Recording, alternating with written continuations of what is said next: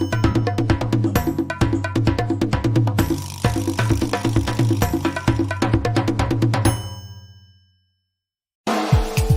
listening to the Ballroom Network. The following program is intended for all audiences. Welcome to the South Burbs Hitmen podcast with your hosts, Joe Mandel, Steven Zimmerman, and Vinnie Parisi. We're bringing you the White Sox coverage you need from the perspective of true Southsiders. Grab your Comiskey dog with an ice-cold beer and meet us at section 155. Everyone get on your feet for your South Burbs Hitmen. That ball hit deep. Way back. You can put it on the board. Yes. Jimenez in the air. Left field. He's your hero tonight. Thanks, Cubs. Over the head of Jenks. Uribe charges throws. Out! And the White Sox have won the World Series. Alexei! Yes! Yes! Yes! Yes! Yes! History! A perfect game by Mark Burley, and what an unbelievable play by Dwayne Wise. First pitch starts now.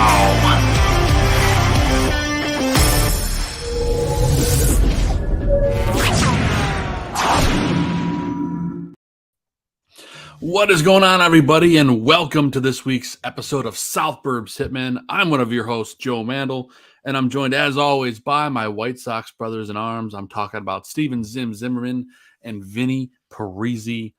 Gentlemen, how you guys doing tonight? I'm going to go to you first, Vinny, because you're wearing a Blackhawks jersey, and we do have some news about that. Oh, and Vinny is frozen. That's all right. Yeah. Can you hear me now? Oh, yeah, we got you. Hell yeah. So everybody knows I'm a New Jersey Devils fan. They're my favorite team. That's my team. But I do appreciate the fact that now I can go see Connor Bedard half hour from where I live whenever I want. And he is a generational. I don't use that word loosely in any sport. I hate when people say it and they don't mean it. Like, generational players are those guys who are just different. Patrick Mahomes, Tom Brady, Peyton Manning, Connor McDavid. I'm very wishy-washy on who I say it about. And Connor Bedard does appear to be one of those guys. And Blackhawks, he's better coming out of both Jonathan Taves and Patrick Kane. It's not even really close. So Patrick Kane or Taves would never score 71 goals as Probably a not. 17-year-old in their junior career. So, like, this is a game changer for Chicago sports in general. I think every franchise in Chicago will be slightly affected by this, because when the Hawks are running the show, the other teams are going to say, well, how do we do that? So this is great news for the Chicago sports scene. It certainly is. We're excited about it. And we have a bit of a resurgent White Sox team. And Zim, before I bring on our guest, I got to go to you, Zim, just for your thoughts on the last week of White Sox baseball, because it's been an improvement. Yeah, it's been great. First off, that Connor Bedard news is amazing. I'm not even interested in hockey, and like all of a sudden, I want to watch the Blackhawks next season. I'm lucky enough to be near a division rival, so I get like 4 or 5 opportunities to go see him next year. I probably will take that opportunity. As far as the Blackhawks, as far as the White Sox go now. Look, hey, all I'm saying is maybe Patrick Kane rethinks his whole, like, no, I'm not going back to that place comments. So Yeah, he might. He said he needed to feel better about the team and the opportunity. All of a sudden, the team and the opportunity look a whole lot better. Mm-hmm. Now, speaking of teams and opportunities that needed to look a whole lot better, the White Sox over the last week are a team who took an opportunity to look a whole lot better. I am so glad that we were wrong. I will be the first to admit that we were wrong last week, that I was a huge naysayer, just spreading negativity everywhere. And I was wrong. And guys, I'm so happy to say I was wrong. It's such a relief to like actually see this team like do the things that we keep saying we want to see them do. They finally overcame that hump. They took the opportunity in front of them and turned it into wins. We'll see how tonight's game goes. They're currently down 4-3, but there's still plenty of ball game left. There is, and you got to beat those division opponents, and I think we're 7 games back as of the start of today. So, this division stinks, as I said, and put on your socks earlier this year. But before we talk any more ball, we're going to bring in our guest. He is a sports anchor / reporter at CBS4 WHBF in Rock Island, Illinois. Join me in welcoming Nick Couzin to the show. Nick, thanks for coming with us tonight, man. We really appreciate you coming on.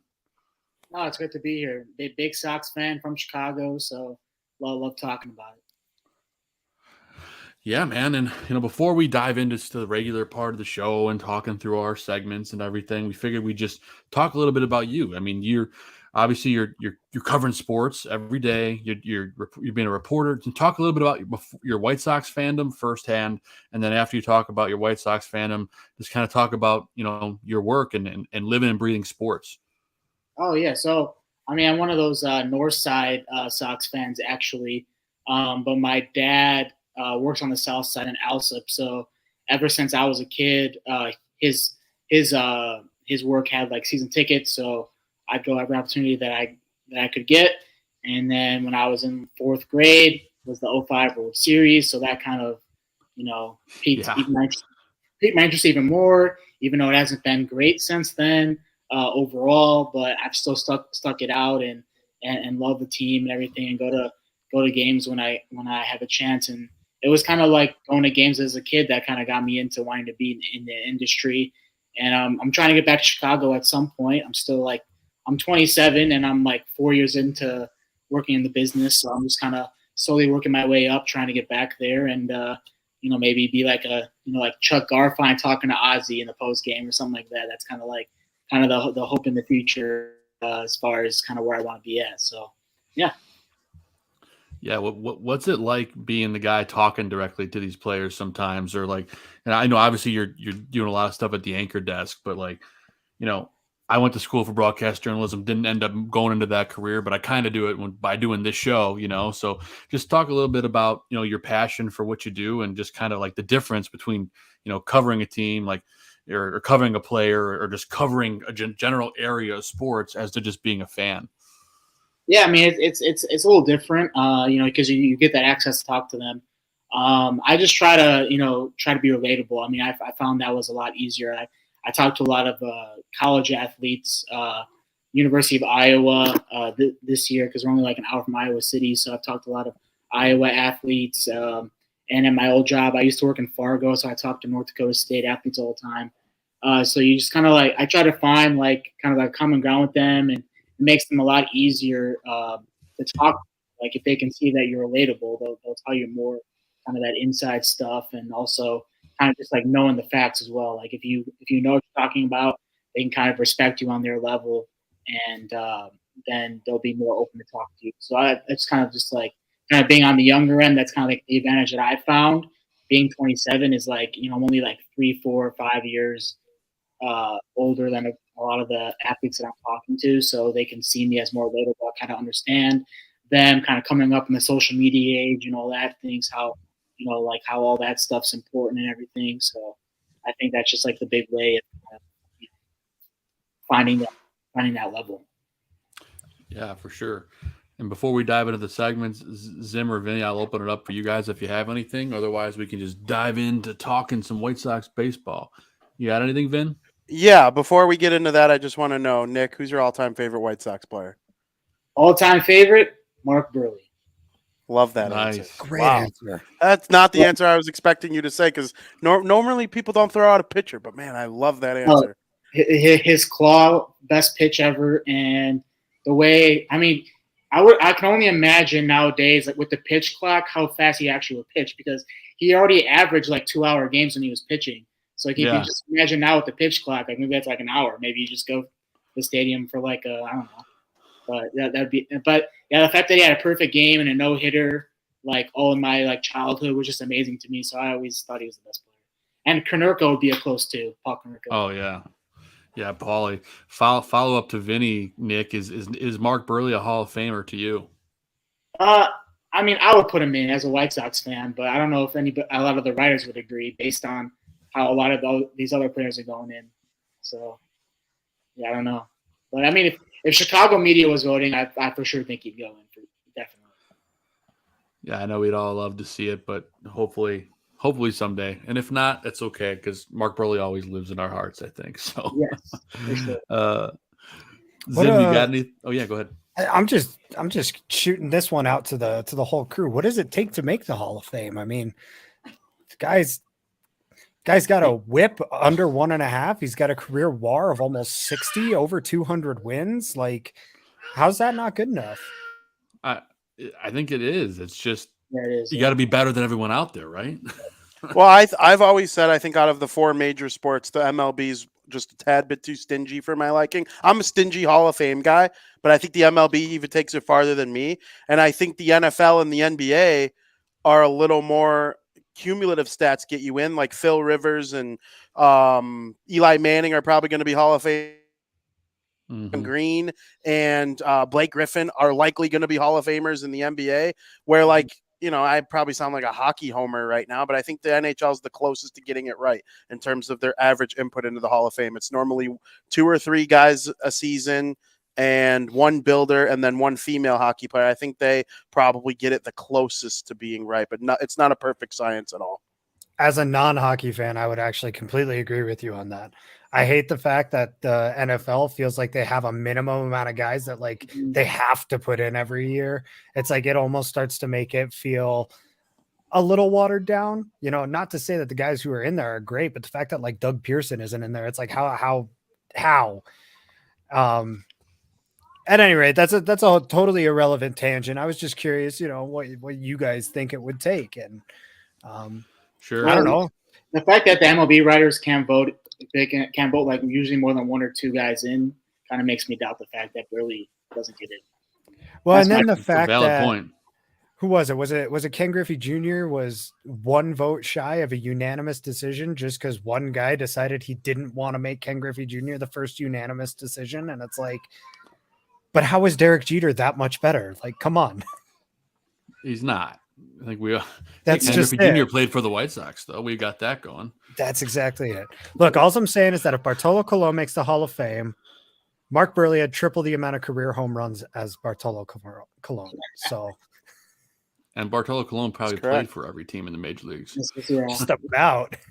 Yeah. At any rate, Bartolo days. That's about it. You remember when Bartolo played for the Sox, Nick, and he just disappeared for like 2 months and they didn't know where he was? That was wild, yeah. It feels like yesterday sometimes. One last thing before we dive into the show, we've been asking people about this, and since you're a White Sox fan, I'm just curious, like what's your game day ritual? Like, do you have like a favorite thing in the park, like a favorite food item or something in the neighborhood by Bridgeport, by Sox over there? Well, when I was a kid, I loved the Dippin' Dots. That was always my go-to. There you go. When I was a kid, and I also like getting the curly fries. There you go. Those are my 2 things. But my dad likes getting the mustard, the special mustard with the brat and all that stuff. Oh yeah, the brown mustard. Yep. So yeah, he loves that. So now I get that with him now that I'm a little bit older. Yeah. There you go. Now that your palate has evolved. Yes. Awesome. Well, that's fun stuff there, man. Well, let's dive in and talk about this White Sox team, because last week, Nick, on the show, we were kind of down in the dumps. I was calling for Luis Robert to be cut last week. I was a little overreacting. Yeah. And he kind of showed me by putting up an amazing week of numbers, which we'll talk about a little bit later on.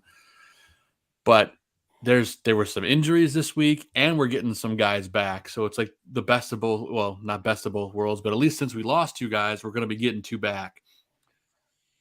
Injuries to Jake Berger, who had an oblique strain, went on the IL. And unfortunately, I think it was yesterday, we found out Eloy Jimenez had an emergency appendectomy. This guy cannot catch a break. First off, what are your thoughts on that, Nick? Because I don't even know what to say about Eloy anymore. I mean, it's like you had him play DH this year so he wouldn't get hurt in the field, right? Because he had the 2021 injury where he injured himself in spring training going for the home run, and then 2022 gets hurt running the base pass. So you think like DH, he has less risk. There's less risk of him getting injured, and then something just a freak injury like this. It's just like, I don't know, like it's just, yeah, there's like no words really to describe it. I mean, it's just unfortunate all around. I mean, he's a big power bat in the lineup, and he was just on an 8-game hit streak as well before he went out. Had a big series against the Twins with the 2 home runs and 7 RBI. So it's a big bat, big loss, like it is every year when, you know. Yeah. And dude, like you said, he was raking. He hit 500 last week with 7 ribbies, 5 runs, and 2 homers. I mean, just unbelievable. Vinny, how does this White Sox team find a way to get by over the next 4 to 6 weeks? I mean, how does that even happen? Well, 21 outside of the record, you just got to find a way to get by and take it game by game. You know, certain people need to step up. You need Luis Robert to stay healthy now. Like if he goes down, they're in big trouble. Tim Anderson, same thing. Andrew Vaughn, hopefully he could keep breaking. Gavin Sheets, while we're speaking, tied Just the game. A dinger. So the game is tied, and you know you need guys like that to step up, and you got to take it game by game. You can't look to just try to win like go 10 in a row. That shouldn't be the mindset. The mindset should be to string series wins together. And because, you know, sometimes teams will go on like a 10-game winning streak and then they'll lose 5 in a row after that ends because they come down from it. I would much rather see the White Sox win 10 series in a row than 10 and just be consistent, start doubling up on your wins. And you could find yourself right back in the mix. We've seen them do it before. I think the fact that Eloy didn't go down with a baseball-related injury didn't really kill any vibes. I think that is like a big thing for the team. It's not like he was rolling around on the first base line or in the outfield or anything like that, making everybody feel sorry for him. He went down with a non-baseball related illness almost. And, you know, that doesn't really lower the morale of the team. They didn't hang his jersey in the dugout like he was dead, like they did in 2021. So I'm thinking about it just in a little bit more of a positive light because of that fact. So hopefully they're able to weather the storm and Benintendi can keep hitting and, you know, get the production from the guys you need. Pitching, obviously, it's gotten a little better, but they still have the 3rd worst ERA in the American League. So hopefully they're able to just kind of get by a little bit. Yeah, getting by, I think, is the story of this White Sox team so far. I mean, reinforcements are on the way, but, you know, we also lost Jake Berger and Zim. This is a guy you and I have been talking about a lot. He was, I believe, your pick to click last week, and then he got banged up. Just update there. Jake spoke to the media, I think it was yesterday or the day before, saying that he thinks he's progressing a little bit better than originally the 10-day IL. So sounds like perhaps he could be returning early. With the return of Moncada, Zim, I'm just curious how you think Jake fits in on this team. I mean, I still think there's plenty of room for him. It's just a matter of where you go with him. When you look at the rest of the roster, I think as much as Pedro Grufol might not like it, Hanser Alberto's got to be the odd man out because he's the least productive of the group. Big day on Sunday. That's fair. I mean, he did have a very good game, but I mean, that's the only one he's had all year. Other than that, 3. You send the guy You send the guy back down who you brought up when the injury happened, which was Lennon Sosa.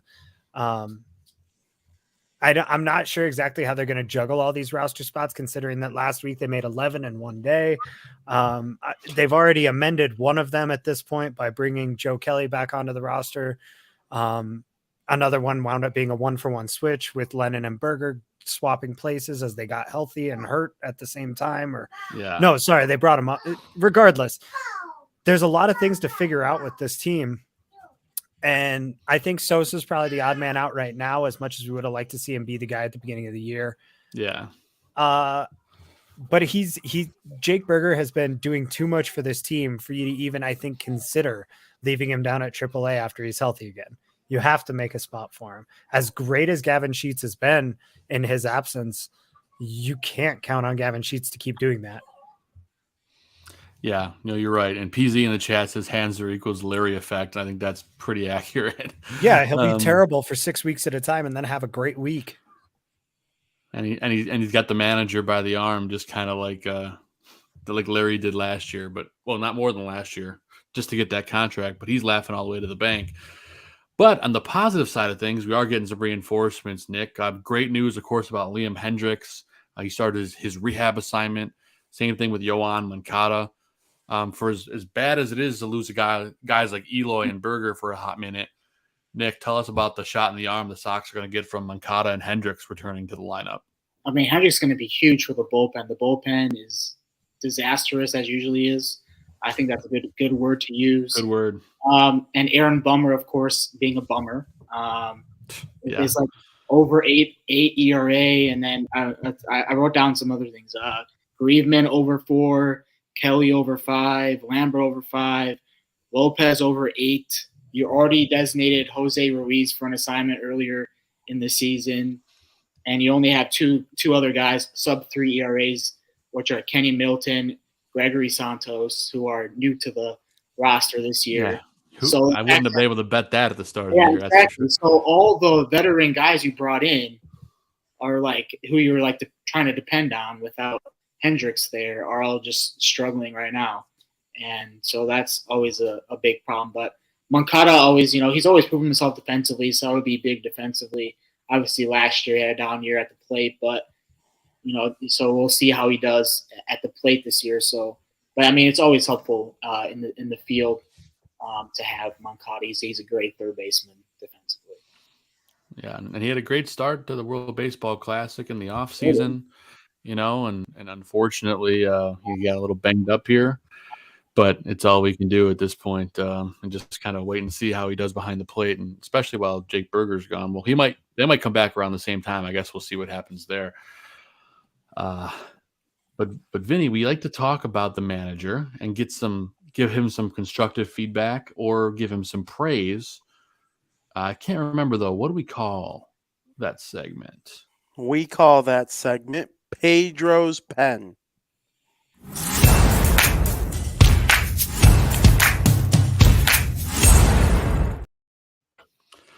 Yep, it's that part of the show where we talk about the week that was and the job that the manager did in his bullpen. And I will say, in my opinion, this is the best week we've seen out of Pedro Grifol. It started all off a week ago, well, a little bit more than a week ago, when Luis Robert dogged it going to first. He benched him for that game. He benched him the next day, and they got it done. Adam Hazley came in. He won that game almost single-handedly. I mean, he went, I think, 4 for 4, and he got on base 5 times. Unbelievable. And after that, it kind of lit a fire under this team. They had that big comeback win. It gave us a lot of momentum. The bullpen management this week has been a lot better, in my opinion. Great for the most part. I don't want to say perfect because there's no such thing. But the week that was, Vinny, just curious what you think about Pedro's performance this week. Yeah, I thought, it was always hard for everyone during the 10-game losing streak.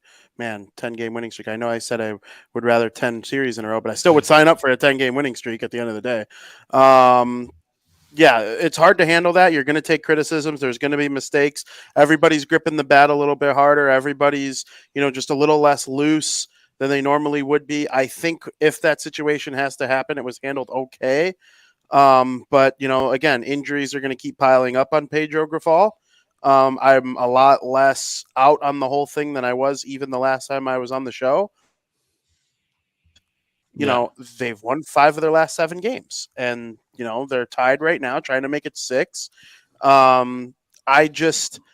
I think that the lineups have been a little bit better. I feel like there are less boneheaded decisions made lately, especially now that they got Diekman out of there. They got Ruiz out of there, 2 of the guys who were just consistently awful. And they were different than like Bummer kind of awful. There's a lot of bad luck associated with Bummer's awful because of the fact, sometimes you need really good defense behind Bummer's type of pitching, and the White Sox obviously don't have that. Ruiz and Diekman were just bad. And, you could have put every elite defender, every Gold Glove winner in the history of the league behind them, and they would have stunk when they were on the mound. So lately, I did have one issue. We've seen this Middleton and this Santos be 2 of their best relievers, and Bummer too. why is the A bullpen team pitching when it's 17-4? I just that would be the time I would use some of the guys who were struggling to kind of try and get them in. That was kind of weird to me. But other than stuff like that, like I can't really say I have many complaints over the last week or so. Yeah, it feels pretty good for the most part. Zim, did you have any major complaints from what you've seen from Pedro, or are you feeling pretty good? No real complaints. I'm trying to look up a particular lineup that they threw out there. Shortly after the incident with Luis Robert occurred, I can't find it off the top of my head at a glance, but basically they trotted all the backups out for a day. They basically said, fine, the guys in the lineup don't want to play. Sit down. It was the Sunday lineup when they came back. It was. Yeah. I was there. Adam Hazley, Gavin Sheets, Romy Gonzalez, Lennon Sosa got a start. I mean, that's when Romy Gonzalez dropped that fly ball. Yeah. But yeah, that game they trotted out, the backup team, and they said, fine, we'll let guys who want to play go get their reps. And those guys played their asses off and kind of sparked this whole thing.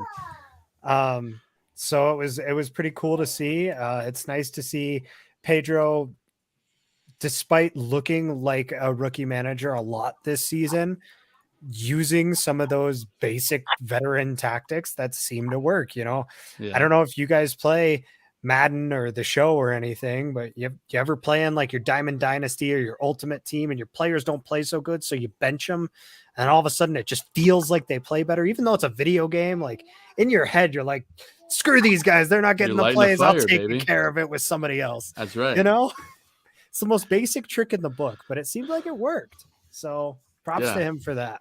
Yeah, props to Pedro for sure. And Nick, before we get out of this segment, not necessarily the last week, I'm just curious your overall thoughts on Pedro this season. Obviously, he made a better case for himself this last week, but it's been an interesting start to the year. Yeah, I think it's just growing pains. Like we're only like a month or a little more than a month into the season, so I think we're still just getting used to each other. I think you maybe just try to lean on those veteran players a little more. Like I like what Elvis Andrews said. I don't know if you saw his interview on the podcast for NBC Sports Chicago, but he was talking about just kind of being that veteran leader on the team, and like he's talking to a lot of the Luis Roberts on the teams and the younger guys on the team about just kind of staying the course and it'll get better and those kinds of things. Like we're only a month and a couple weeks into the season, so we just got to stick with it. So I think it's just kind of he's getting used to the roster and the players are getting used to him. I think eventually something's gonna have to click. I feel like so. Yeah, something's got to give, and it kind of feels like that turning point was last Sunday, and this team, they seem like a different beast. So I'm hoping that that's all it took is a little fire. Hopefully we can make some work, win a series again against the Royals. The Royals are bad. We have to beat the Royals if we want to win this, come close to this division. So if we don't, I said earlier today, if they don't take 2 out of 3, this is a failure of a series. So hopefully they don't make me eat my words. Maybe they can do a sweep if they can pull back this comeback. Tied still. Dylan C's been a little shaky lately. I'm a little worried about Dylan. And again, it's impossible shaky to be that good all the time. I know. Every single year. He's had 3 great years in a row. And when I say shaky, it's just compared to his track record. His command hasn't been exactly what it was the last couple of years. It could totally get there, and he's good enough to win.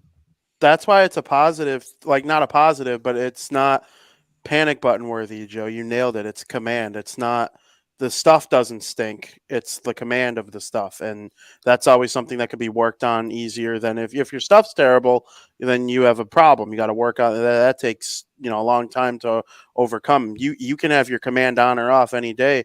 And the fact that this is the tough Dylan Cease, he's been the White Sox second best pitcher. So, hopefully it's able to be cleaned up. It will. Yeah. Although bummered, just bummered. So. Oh God, what did I miss? What happened, Vin? Oh no! Michael Morrissey singles and Edward Olivares scored, so the Royals are now on top, 5-4. I feel like this is like every game I don't even have it on, and I can feel the anxiety already. But that's Bummer part of is the king of allowing runs that don't get charged to him, man. And that goes to the bad luck portion of things too. This is very true, and I think it's safe to say that Aaron Bummer has been a bit of a dud this year. But let's dive into this week's Adam Dud of the week. You suck. You suck. Stupid, lousy, no excuse. What a dud. What a total dud. Yeah, so this is the part of the show is where we rag on the guys that were absolutely horrible last week, or if there's one guy that particularly stands out to you statistics-wise. So we always let our guests go first, Nick. So just, it doesn't have to have, you don't have to have the stats in front of you. We're just curious if there's one player this past week that really for you just kind of like, man, that guy stunk. Oh, it was Hanser Alberto until these last two games when he hit the home runs in the Red Series because he wasn't really doing much. And then Gavin Sheets as well. And then he had that big home run on yesterday's 17-run game. So those two really, but they kind of showed up a little bit in these last couple of games, but they were pretty bad up until this point.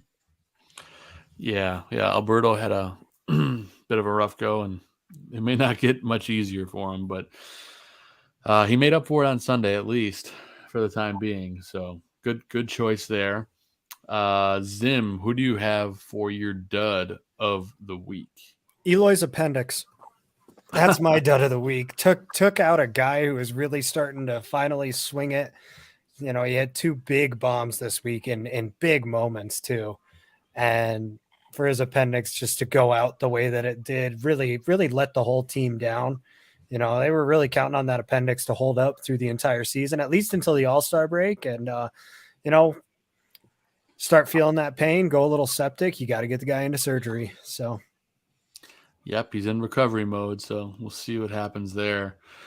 And I initially texted you guys 4 to 6 or 6 to 8 weeks. It looks like it's actually only 4 to 6. And, depending on how quickly he heals, he could be even faster. Help Bryce Harper be out there by the end of the week. So we'll see how Eloy can do. Yeah, I'm trying to remember. I think it was Zach Wilson in his rookie year had an appendix burst like at the beginning of the season, and then he was out, I think, like 6 weeks in football. So factor that in, you're probably looking at 4 weeks in baseball, maybe, but you have to swing, which is tough mechanic. So we'll see. It's scary stuff. Vin, curious from you who you got for a dud of the week. Yeah, I'm going to give it to he gave up 4 runs on 6 hits. He had a walk. I mean, he just every single time he pitches. So Avengers getting the start, I get a little worried that, because there are a couple games where hasn't given up very many runs, but you're like hits. Like he just kind of seems like he was a bit fortunate that some of those real quick, hits Vin, didn't come at the beginning of that, you broke up a little bit. I couldn't tell who you said. I'm sorry. Can you hear me now? Well, yes, we can hear you now. It's like the Verizon commercial. Yeah. I just because it seems like every time he pitches, he gives up a couple runs usually, but it always seems like there's 6 or more hits against every single time. You guys are all smirking. Why? Sorry, because you have no idea who I'm talking about. You broke up at the same exact part where you said the name and everything else came through. It broke up twice in a row, and you're trying to say the guy's name. Michael Clevenger, long-haired, weird delivery-looking dude. That guy. Take your context clues, guys. I got there. He gives up 1,000 hits every game, and there are sometimes where he was fortunate where he didn't give up any runs, and it made me worried. Like that's not really sustainable. While we've seen sustainable, his ERA is creeping closer to 5. He gave up 4 runs in his last start. I like the 7 strikeouts. That's always nice, but he just can't stop giving up like a parade of hits. It seems like. So I'm going to give him the nod as my dud of the week.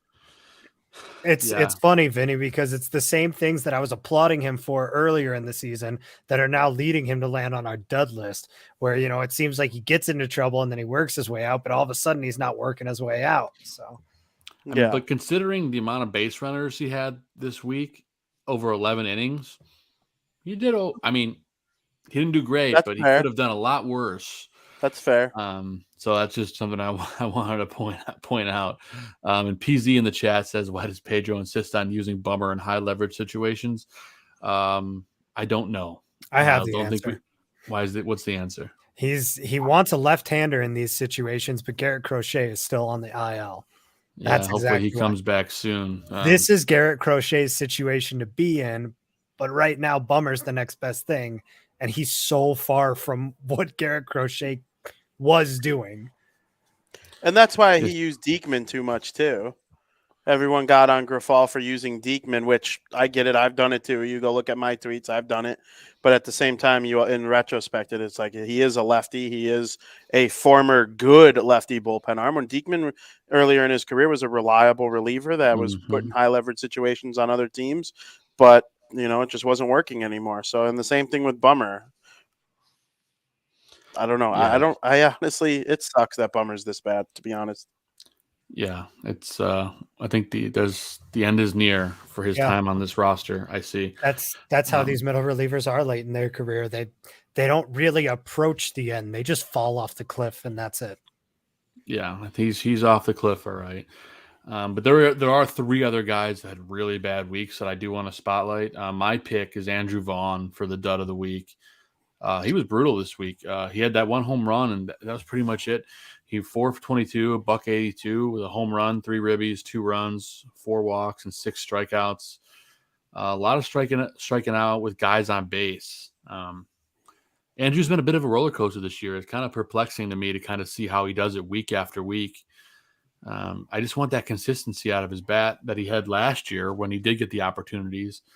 So that's been frustrating for me. Another guy is the other Andrew Benintendi, 4 for 21, 190, only 2 ribbies, only 2 runs, only 2 walks. This is a guy who, again, has been pretty solid for most of the year. And considering how good of a week we had, that he had a down week, I mean, I guess that's a plus that we still won a bunch of games.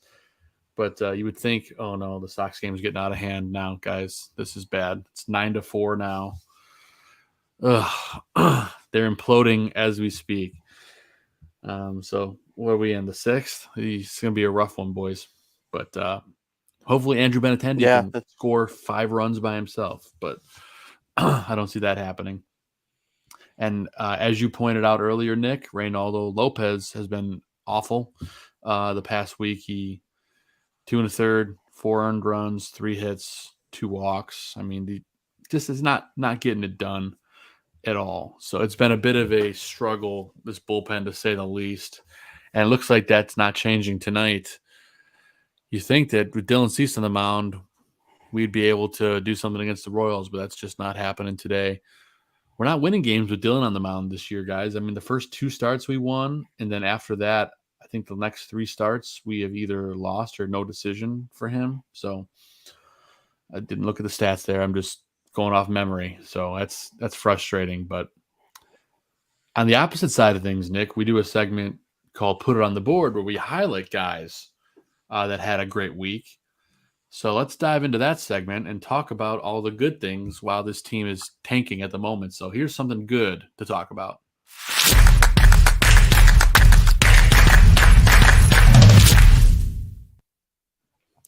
That's right. We were talking about the Put It on the Board player of the week, someone that just tore it up and had a really impressive day at the week at the office.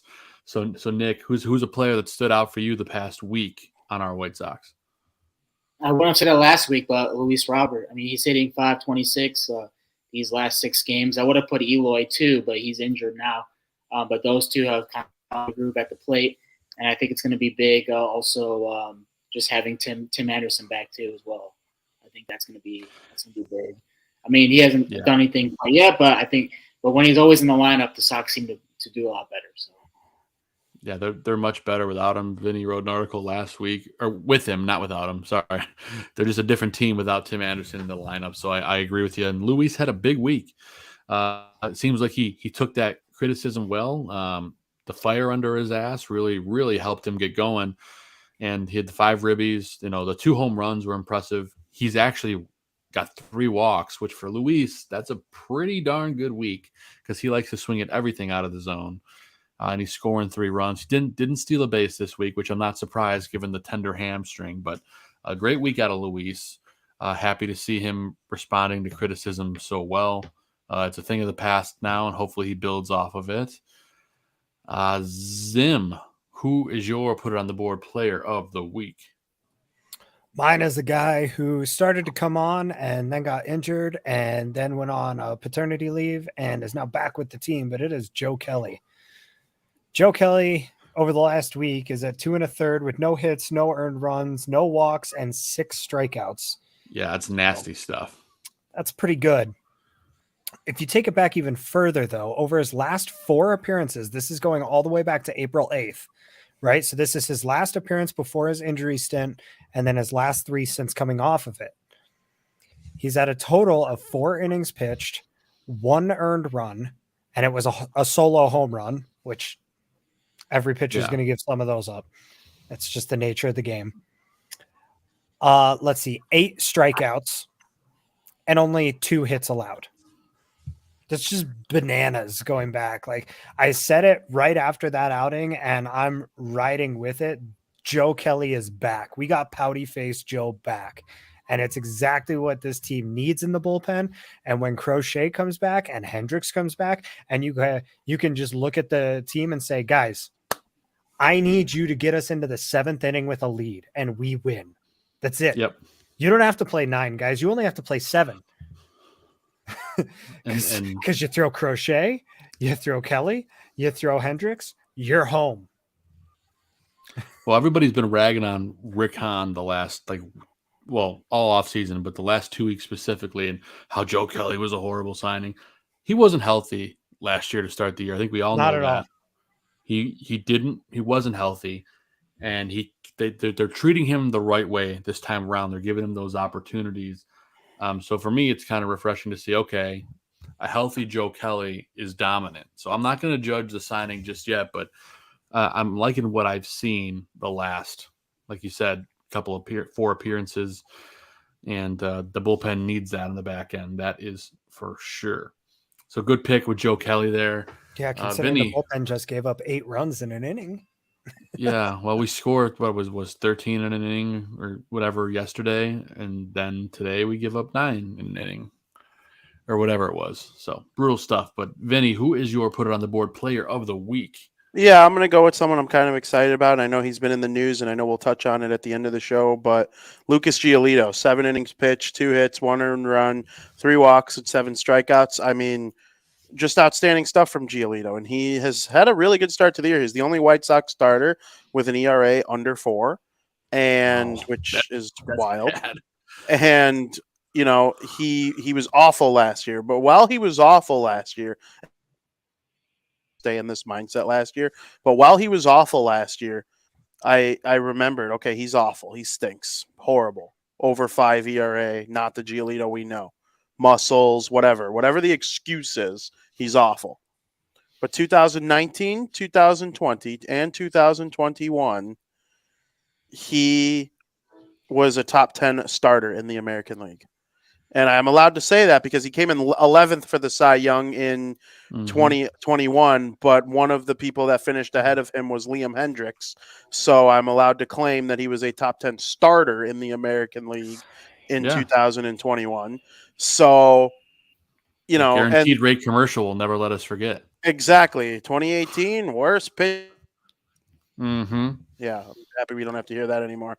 Although we do see the St. Xavier commercial. Hey guys, it's Colleen. Welcome to St. Xavier. Some commercials just play over and over again in your head. But yeah, Giolito, really good start to this season. He's had 1 bad start. You eliminate the Pirates start. I'm assuming his ERA is probably closer to 3 than 4. He's still under 4, but it's closer to 4 than 3. It's probably because of that one horrific start against the Pirates, and it was the second start of the season, so it kind of fed the narrative that he stinks, kept it going into this year. But I've really liked what we've seen from Giolito lately, and I hope he's able to keep it continuing. Because if anything, he's a good dude, and if the White Sox are going to trade him, I hope he goes to a good team that'll appreciate him and use him the right way. So that's where I'm at on. Yeah, it's divisions within striking distance, and we'll talk more about that later. But we got to beat teams like the Royals if we want to win the division. That's for sure. But my putter on the board player of the week has been talked a lot about this week. He had an appendectomy. Eloy Jimenez was just unbelievable before he had the surgery. He hit 500 over 22 at bats, 7 RBI, 5 runs scored, 2 big home runs.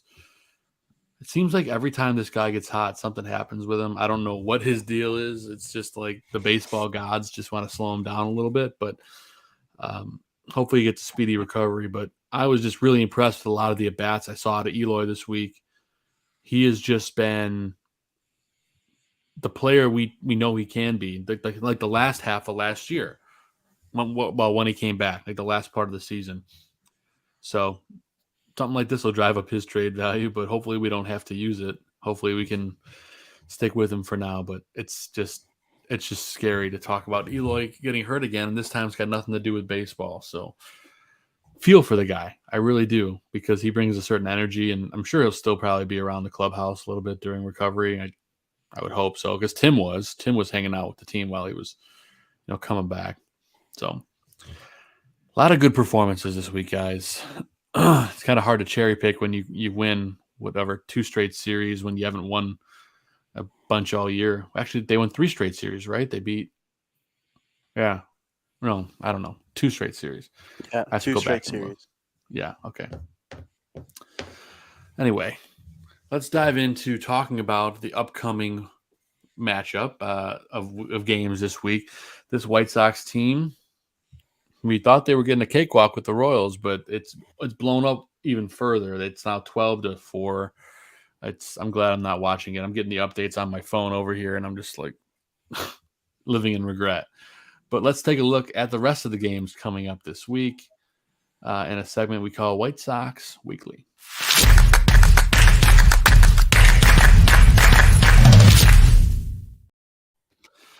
Yeah, so it's going to be a long week if we can't beat the Royals, but we have 3 more against the Royals after tonight. No off days this week. And then you get 3 at home against the Astros. The Astros I don't want to say that they're an amazing team at the moment, but they're certainly better than they were to start the year. Yordan Alvarez is just terrorizing the baseball. Jose Abreu still hasn't really woken up yet, but it will be his return to Guaranteed Rate Field, so that'll be something you got to watch on TV. But let's break down whatever pitching matchups are out there at the moment. So, really quick, Joe, still 0 home runs for Jose Abreu on the season? I believe it is 0 home runs. Yeah, because we would have seen that all over Twitter had he hit one, so I'm fairly certain. I haven't watched every Astro game, of course. What do still you guys sitting think? On a goose egg. You think he gets booed or cheered? That's what I was about to say, because I saw Both. Wilson Contreras got booed by the Cubs fans, but that's a different situation with him being on the Cardinals. But He went to the Cardinals, yeah. And then he was kind of a D-hole in his interviews about the Cubs during spring training this year. Yeah. Jose Abreu has really only had nice things to say about the White Sox, and he didn't go to the White Sox version of the Cardinals because the White Sox don't have a version of the Cardinals. And he did go to the Astros, though, who are like the team that beat the White Sox in the playoffs, and the team the White Sox beat in the World Series. But I think he gets a standing ovation, and then every couple years. But yeah, I don't know. I mean, he did a lot for this organization. So if the organization, you have to cheer for him. Yeah. I don't know. I mean, he did a lot for the organization, but what he didn't do is win a championship. What he didn't do is build a winning culture. What he didn't do is carry this team anywhere. Well, he had to get a lot of talent around him before he finally won with this team. The interesting thing for me is that he never told his teammates that he was signing with the Astros, and they found out through like the media, which for me is just weird because apparently he had this close relationship with these guys. Yeah, I mean, wasn't he the big reason why like Yoan came and like all that and like Yeah, they were exactly. All, yeah, like so that's kind of bad to hear that. Yeah, so I think it's going to be a mixed bag. I mean, I would applaud him, but it's and he's on the Astros. People hate the Astros still for garbage can gate, but it's a lot to process for White Sox fans. And I just checked, Vinny. You are correct. He still has no home runs. This point of the season, Jose Abreu is hitting .224 with 9 runs scored and 13 RBIs without a single home run. I'm betting 100 on a home run, anytime home run hitter, every single game at Guaranteed Rayfield. I will be stunned if he doesn't hit a home run at Guaranteed Rayfield. He will. He'll hit one into the bullpen, and it might even go on to the left field concourse. He might break Joe Borchard's record for home run distance. I think it was 490. So it might end up on the Dan Ryan, but I hope I'm wrong. But anyway, taking a look at the upcoming week, tomorrow you got our buddy Lucas Giolito going up against Jordan Lyles. It looks like they're going to get destroyed this game, so that's becoming a game that's becoming more important because they will be 12 games under 500 again if they cannot come back from this massive deficit today. I don't want to count them out because every time I go one way or the other team comes back. Like the Josh Naylor game last year, Nick, we were on air during the show where they were up by, 6 in like the 8th or something. And I said the game was over or whatever. And then, that game happened and it became a comedy of errors. So I try not to put too much judgment out there too early. Then going into Wednesday, Lance Lynn, who look at his ERA, 6.86, frankly has not been good this year. Probably one of the biggest disappointments on this team. He had that no-hitter going into the 7th a couple of weeks ago and just couldn't get out of it. Brad Keller has been a surprise for the Royals. I don't think anyone expected his ERA to be below 5. I sure didn't.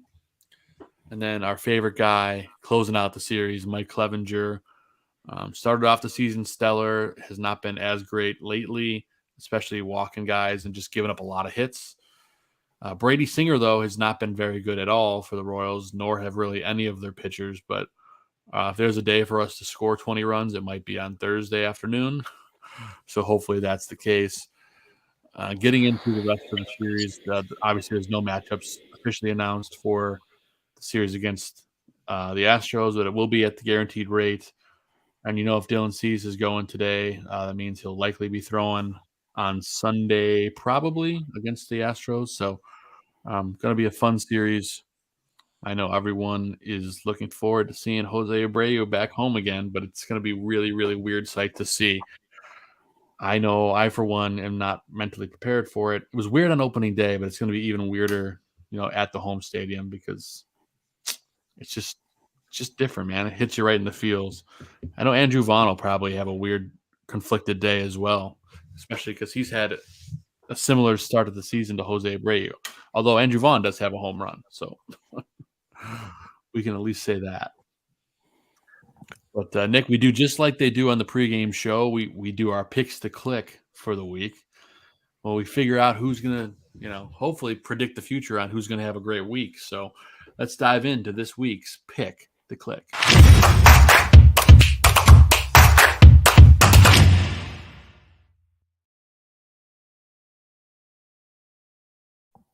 All right. We always let our guests go first. And we do track this, Nick. We put out a poll every single week on Sunday to let the viewers and listeners pick the winner, although they made a baffling choice this week. Vinny happened to win Pick to Click because the voters put Andrew Vaughn on the top of the hill. And, of course, we talked about him as a dud earlier. But we're going to let you go first because you are our established guest, and you'll be included on the poll when it goes out on Sunday. I'll stick with what's going on right now. I'll pick Robert. Ooh, I like it. I was going to tell you after last week, nobody picked him because he dogged it the week before. Obvious choice to not pick last week. Yeah. Wish I did. Even then, I probably still would have lost to Andrew Vaughn because whatever reason the people are feeling him this week, but that's all good. So I love that pick. All right. Vinny, since you were last week's winner, you get to go next, my friend. Yeah, I have no idea why I won, and if you wanted to completely disobey the poll, I would totally understand. Like, the poll is supposed to be realistic. Like, if it's a close vote, and then, maybe we should change up the way we do that. Like, if there's a close, obvious, like, top 2 guys, maybe we could run a poll, because that is BS. I was also thinking about, like, not attaching our names to it. Not that I'm anything other than the most hated person on this podcast, and I don't think anybody would vote for me just because of my name, but they did this. I don't know. It was just weird. I couldn't believe it. And so I'm sorry. It's good, man. We'll let the people decide. It's all good. Yeah. I mean, I get it. Andrew Vaughn was stinky. So I'm not going to pick Eloy because he won't be there, even though that'd be nice. You could if you want. No, I'm going to roll with a starter. I haven't done that in a while. I'm going to actually take Lucas Giolito and hope that he could keep the good times going and give me a good pitching performance and throw me a chance to win again. Actually, this time. Yeah, legitimately. No, it's all good. You won legitimately because the people voted for you. So you're right. Maybe next week I won't put the names. I did it this week, and I'm like, yeah, that's cool. And then I'm like, you'll get a better response maybe without the names. So anyway, good pick. I'm hoping Giolito keeps it going. Zim, who is your pick to click heading into this week? This is a tough one this week, man. It shouldn't be, but it is. Only because I'm just so indecisive. Last week I mentioned Yaz, but he's actually not seeing the ball as well as I thought he was. So I'm definitely staying away from him. That much I can guarantee. Excuse me. Part of my gut wants to go with Adam Hazley. I don't know why. Ooh. Just something's telling me, like, get gutsy about it. Didn't you win with Liuri last year? Yeah, he picked him and he did horrible, and then the next week he went off. That's yeah. I was a week off on my guess on Larry. Yeah. Do I do it, guys? Yes. Yeah, well, we'll go to the trusty old flip a coin. Leave it up to Siri. Come on. It's heads. It's heads. We're going Adam Hazley. All right. Well, why not, man? What do I have to lose? My pride? Guys, I got news for you. That's long gone. Look at you, man. Look at you. I publicly like admit to rooting for a White Sox team that does this on a regular basis. Hey, man, I like it. I feel good about it. I mean, he was dynamite. He basically won us that game last Sunday by himself. Right. He's making the most out of his opportunity. Let him rake. And I feel a good juju coming from you, Zim. So let's go with it. I'm going to go with Tim Anderson. He's got a full week under his belt now. I feel like he's going to bounce back in a big way. Hoping TA has a good week. So I'm going to go with TA. And because I picked him, that means he'll probably break his leg tomorrow. But I hope I'm wrong. So recap for everybody. Vinny went with Lucas Giolito. Zim went with Adam Hazley. Nick is going with Luis Robert, riding the hot hand. And I'm going with Tim Anderson. We'll find out next week who wins, baby. It's going to be interesting.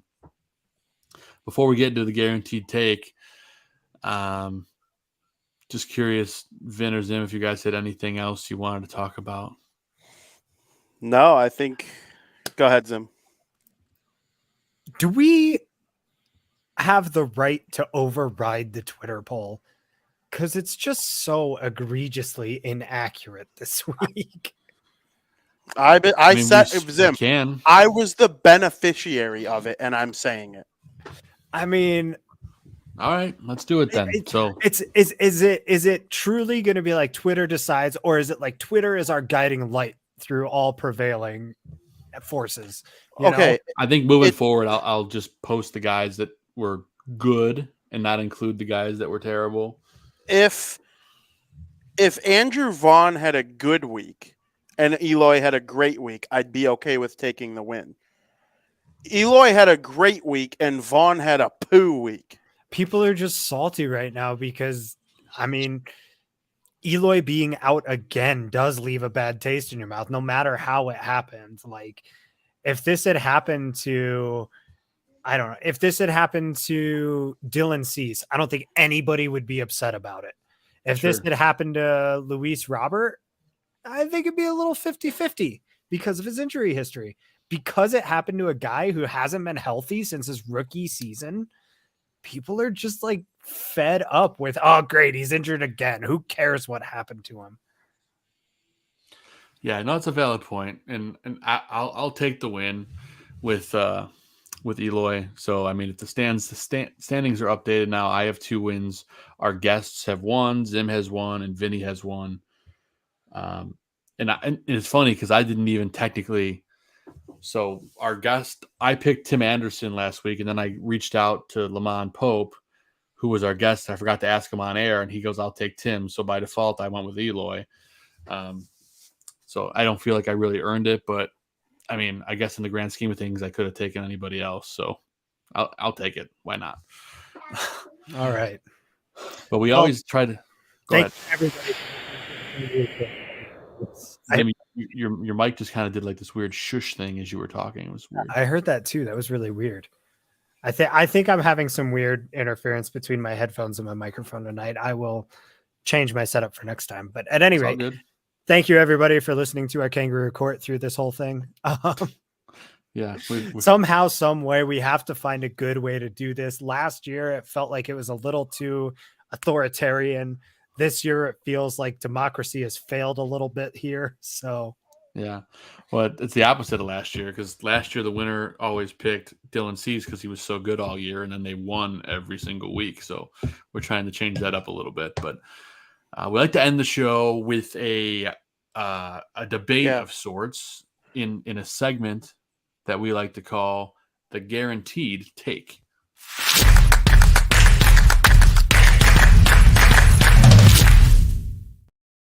So I figured I'd throw it out there. There's been a lot of reports flying around this week from, John Heyman and other White Sox sources saying that the White Sox plan on trading Giolito and getting rid of him. And my guaranteed take is that trading Lucas Giolito is a bad idea. So, Nick, as our guest, we'll let you start first. Curious your thoughts about it in a division that's terrible with a pitcher that's looking a lot better than he has. I mean, if he keeps the rate that he's going now, like Vinny was saying a little earlier, he's starting to kind of look like the pitcher that you really wanted to have with on the staff. I think you get to the trade deadline and the season continues to go badly. Like you're not this hot streak just becomes something else down the line. Maybe you do get something for him at the deadline. Maybe he's a hot commodity, but if the team gets hot. And maybe you win the Central, and then you get to the postseason, you're going to want Giolito on the staff getting those wins for you. So he definitely is a valuable piece. I just think it's a matter of the negotiations, because I think the White Sox, they had some negotiations with Giolito, if I remember correctly, but it didn't go too well. He asked for more money and didn't get it or something like that. So maybe maybe that's kind of the reason why he's pitching better this year. Maybe he's trying to prove to the Sox to pay him. So we'll see how that all goes. Yeah, for sure. And Vinny, I know Lucas changed his body in the offseason. He went back to being more lanky. I know last year he put on a lot of weight, like muscle weight. Just curious from your thoughts if you think that's one of the main factors behind this, and piggyback off that, what you're hearing about the whole trade scenario. Yes. So as far as the weight thing, he talked about it on various podcasts. I heard him say it on Starting Nine, or not Starting Nine. It might have been Baseball is Dead. It's one of the popular podcasts, baseball podcasts. I heard him say it on the White Sox Talk podcast with Garfine. I mean, he's talked about losing the weight all summer or all winter. And, it affected the way that he, goes about his mechanics, and it affected the changeup. And the changeup is one of the best pitches in the league. So, it's interesting to see how that kind of thing on weight, if it's muscle, wouldn't hurt a player. But when it comes to pitching, mechanics most important thing. So I'm happy to see that whatever he did him back on track to where he was. As far as the trade, Zim and Joe know I don't have as close contact with Robert Murray. I mean, he still works for Fanside. I just had a long time because the White Sox haven't been on the trade market. But if Bob Nightingale says something, take it with a grain of salt, unless it's about the White Sox. And, that's kind of where I'm at right now. He said the White Sox don't plan on bringing him back. And the trade deadline, he'll be gone. I'm kind of believing it at this point. For an audition to be traded to a championship caliber team. So good return. Yeah. I mean, at this point, the season, I guess it depends on how things go, right? I mean, if they completely fall out of it, I definitely think Giolito's gone. But it gets really interesting if you're like 4.5 to 5 games out at the break, right? I mean, I don't even know how you even handle that at this point. But Zim, have you seen enough out of it? Depends Lucas? on teams they have to climb. Yeah, that's true. It also depends on what teams you have to climb. But Zim, I was just saying, what do you have to see out of Giolito to like be the White Sox and like keep him? He's got to be a Cy Young candidate to keep him at this point in his career. He's given you everything he's got, and it hasn't been enough. Granted, you don't have anything much behind him. That's where the biggest hookup comes in this whole thing. If I'm the White Sox, it all depends on the return I can get for him. If the Sox are competing and Hazley's not cutting it and Colas isn't cutting it and Sheets is determined that he's not going to be the solution in the outfield, and Brian Reynolds is still saying, I don't want to play for Pittsburgh anymore, as he's already been saying for several months. Well, he just got locked down. They just locked him down for like 9 years or something with crazy money. That's great. He could still up and say he doesn't want to play there. He could still say, I got my money. Now I want to go where I'm going to earn it. I get that he might not be as available as he was, but I don't think it's impossible that I don't think it's impossible for him to get traded. Other guys that are out there, I mean, there's the most popular one, of course, Shohei Ohtani. If you want to throw together some kind of deal to try to land him, look, if Giolito's still going off, you package in Luis Robert and Yoan Moncada, all of a sudden that's a really attractive trade package that I don't think the White Sox would miss too much if you're getting back a player of that caliber. Now, you'd probably have to throw in, draft compensation of some kind. You'd probably have to throw in prospects of some kind. You'd probably have to throw in international signing pool money. I mean, the Angels would make out with a king's ransom in the whole ordeal. But if you took 3 players like that and built a deal around them in exchange for one of the top players in the game, knowing that you could work out an extension for him, granted, it's Rick Hahn. It's not going to happen, but it's fun to think about. It is fun to think about. And Nick, I saw you posted on Twitter the story last week about, sell the team, Jerry, and all the shenanigans going on with Jerry Reinsdorf in the front office. And just curious, Zim brought up Ohtani.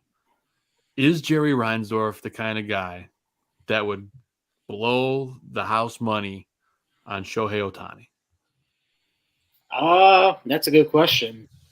I mean, maybe, because he's still kind of in his prime. I mean, we're not talking about, you mentioned Ken Griffey Jr. earlier, but we got him, at the end of the very end of his career. So right.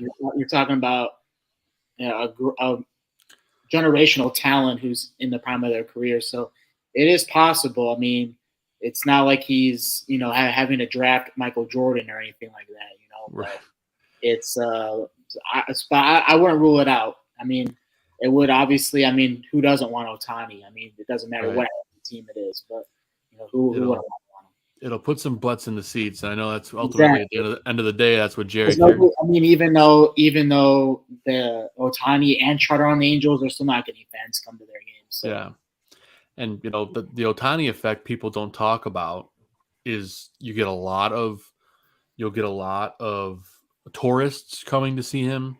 You will get a lot of Asian Americans coming to see him. And what a lot of people don't know about White Sox and Guaranteed Rate Field is it's about a mile and a half away from Chicago's Chinatown. So, like, that's another thing you have to factor into it. I think away.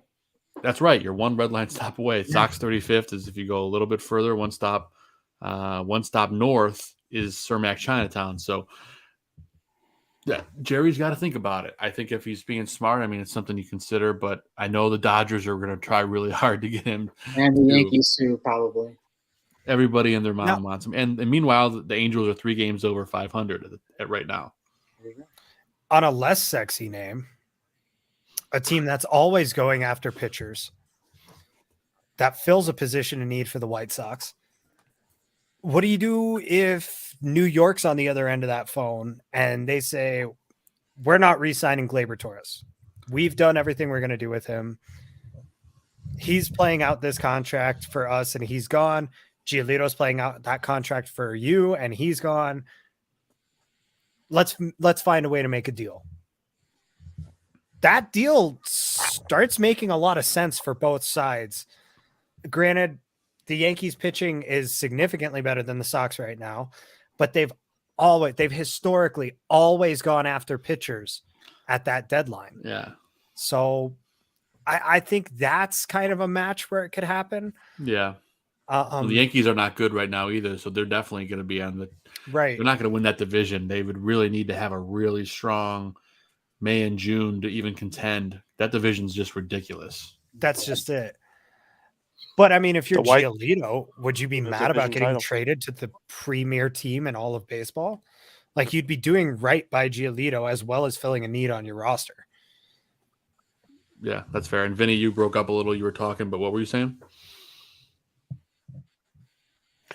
I said closer to a playoff or to a division title right now than the Yankees. Right. Yeah, exactly. Which is a very valid point. And I'm going to bring up one more name here, guys. Charlie Blackmon would fill a hole in right field. No, thank you. I thought we were done with days like this. I thought we were done with comments like that. We're not signing. We're not going to get Charlie Blackmon. I will not allow it. I'll tell Jerry myself. But the Gleyber Torres thing is something that they wish they would have done in the offseason. I don't disrespect or dislike Elvis Andrus, but Torres just hit a home run like literally about 45 minutes ago. So he'd be great. He'd be great here. He would be a really, really good, I mean, potentially even long-term solution at that position if the Sox wanted to. It's surprising they didn't go after him in free agency, but maybe they would feel like if they got him in a trade and brought him into the clubhouse that they could convince him to sign for cheaper. Well, and he's 26 right now. He's going to be 27 next year. And isn't that what they consider prime in baseball, 27? It is. The problem with that is a lot of those guys in that age range are looking for these 8 to 10 year deals. And I don't see the White Sox giving that kind of deal to anybody, let alone somebody who's going to be almost 40 by the time that deal expires. Well, if this team finishes poorly, Jerry's going to have to figure out a way to get some butts in the seats. So it's either Ohtani or Torres or both. I think those are 2 big names that we're going to be hearing about in July. They will be at the table. All right. We can all agree on that. Oh, I'm sick of hearing that. Nick, as a Sox fan, is that something that not just as a reporter, but as a fan, the whole at the table thing with Jerry, it's got to drive you nuts, right? Oh yeah, every time. And but then there's there's been all these great signings like that look great on paper that never pan out. Like, I mean, I don't want to bring up Adam Dunn, but I will bring up Adam Dunn. It's everybody was so excited and everyone was like very hype about him coming in, and then nothing happened. So I just hope that, like, for one of those guys, if they come in like an Ohtani or a Torres, as good as they are, that just putting that White Sox jersey on doesn't do anything to their career badly. Yeah. Adam Dunn, Adam LaRoche. We've had a lot of bad Adams over the years. So let's avoid Adam LaRoche's son. Just avoid Adams. Zim picked an Adam this week for his pick to click. So Sorry. we just cursed you, Zim. Sorry. Adam Engel wasn't so bad for like the first 2/3 of his Defensively, career. he was great. Yeah. And Adam Eaton was very good the first time around. Yes. Not the second though. No. Hey, I put stress on saying the first time. You heard Oh yeah. the first time around, he helped get Lucas Giolito here. correct. Yes. Yeah. And Reynaldo Lopez There we and go. Lance Lynn. They did pretty good in that trade. That's true because Dane Dunning turned into Lance Lynn. Yeah. Yep. That's awesome, boys. But we've talked a lot of baseball tonight. We've talked about all kinds of different things. And, Nick, we can't thank you enough for hanging out with us for the whole show. I really, really appreciate it. I love talking baseball with you. Before we let you go, just figured we'd let you talk a little bit about, your day job and covering sports and kind of like what you got going on in your life. Oh yeah, it's awesome. Like I said, this is my second job in the industry. I started out in Fargo, North Dakota, of all places, kind of a random place to start, but everybody starts somewhere. Sure. But yeah, I mean the Quad Cities. It's only 2.5 hours from home for me, so it feels like home in that way. And everybody's Sox fans, Cubs fans, Bears fans. Everyone's Chicago sports fans, so you kind of feel like home in that way too. So just as far as that goes, it's like it's like talking about teams I grew up watching. So nothing hard about that. It's right. Pretty easy, other than just covering the local stuff like the high schools and University of Iowa. Like I said, it's like an hour away, so that's a big coverage area as well. So just kind of an all around area, and usually I'm on air on the weekends. I'm the weekend anchor, so I'll give the Sox some love when I can, show their highlights and their stories as well and all that. So yeah, it's good times right now. That's awesome, man. Well, again, we can't thank you enough for coming on. Make sure you give Nick a follow on Twitter at ncouz, NCOUZ. And Nick, we're looking forward to talking more baseball with you throughout the course of the season on Twitter and interacting. You always interact with us on Twitter and social media, so we always appreciate that. And most of all, we're hoping that we'll talk again later in the season and maybe have you on when these guys are, making that push. And if we're talking about the playoffs, maybe it's not a great division, so it's not out of the realm of possibility. It's just true. The AL Central is the worst division in all of baseball. So. So much to look forward to. But if you guys don't follow Nick, give him a follow, and you can get some great sports coverage from him for the rest of the year. Nick, we wish you nothing but luck, and thank you so much for your time. These Sox got to do something. Not tonight, but maybe tomorrow. Yeah, tomorrow's a new day. Tomorrow is a new day, that's for sure. But Nick Couzin, everyone. Nick, thank you so much, and we will talk to you again later on this year. Awesome. Thanks, guys, for having me. All right, have a great night. Thank you, man. Thank you, Nick. Nick Couzin, everybody. Great guy. Great supporter of the show, and just all around cool dude. So give him a follow on social media. Check out some of his stuff online, and he's a great account to follow. He covers all sports and White Sox and you name it. So make sure you guys do that. But guys, we've reached the shout out portion of the show before we get out of here. But should I say before shout outs, Vinny, if you have anything, or Zim, if you have anything non-baseball related you want to talk about? We talked hockey already. Yeah. Head scratch. Just the playoffs are going strong. Blackhawks win the lottery. They talent. So hopefully all the local folks that like hockey are excited because it's a great time. It's exciting. It is. And I'm looking forward to it as well because the Blackhawks definitely needed something to talk about. Yeah. Well, not just talk about, but something to put some butts in the seats because they were really struggling to sell tickets towards the last half of the season. It was so exciting when they got Seth Jones, and then like you kind of realize like, oh, they don't have anything around him. That's how I was, like, from a guy who didn't really keep up with hockey very much. I was like, Seth Jones, I know that name. Like, that's a really good defenseman. Like this could be a turning point for this team. And then I looked at the rest of the roster and I was like, oh, Jesus. So yeah, and like it's crazy. You're they added Seth Jones though, and looking back, I think to myself, I wonder what had the whole Kyle Beach thing not happened, because they started 0-9 and came out and it was on all the players had to talk about, and it was just everybody. But looking back, they did have Taves, Kane, Brandon Hagel, who's been sick with the Lafferty, Seth Jones, Tyler Johnson, Alex DeBrincat. What could have been had that whole thing not happened and made them start 0-9. Now they have something to actually build around. Well, and the Blackhawks, we all knew that they did it when they did it, but it really sucked to see the way that they got hamstrung with the contracts of Taves and Kane, because they had to pay those guys. You can't not pay those guys. That they would have been run out of town if they hadn't taken care of those two. They literally, the two of them, with a little help from Marian Hossa and Corey Crawford, brought 3 titles to Chicago. So you had to take care of them in some way, shape, or form. But then just to see so many promising young players come through Chicago and have to be let go over these years, Panarin's one of the big ones that comes to mind. DeBrincat is another one that wound up in that category.